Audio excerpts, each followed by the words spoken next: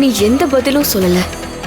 காவல் தெய்வங்கள் உலவ விரும்பாத தீட்டு இடமாக கூட அது இல்ல. அப்படி இருந்தும் எதுக்காக என் சக்திய செயல்பட விடாம தடுத்த? துர்கா ஏன் குழந்தை, அவளை அழிக்க துஷ்ட சக்திகள் சூழ்ந்தப்ப அவங்க கிட்ட இருந்து அவளை காப்பாத்துறதுக்காக தான் நான் மனுஷ ரூபம் எடுத்து வந்தேன்.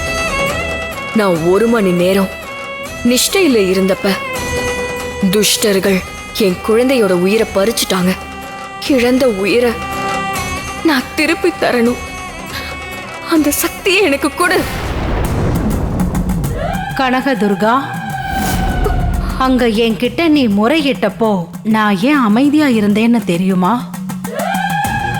காக்கும் தெய்வங்களான நமக்கு சரீரத்துல இருந்து பிரிஞ்ச ஆவிய திருப்பி செலுத்துற சக்தி நமக்கு கிடையாது. அது தெரிஞ்சும் நீ என்கிட்ட முறையிட்டா நான் என்ன பண்றது? தாயே, இறந்து போன யாருக்கோ திரும்ப உயிர் கொடுன்னு நான் கேட்கல.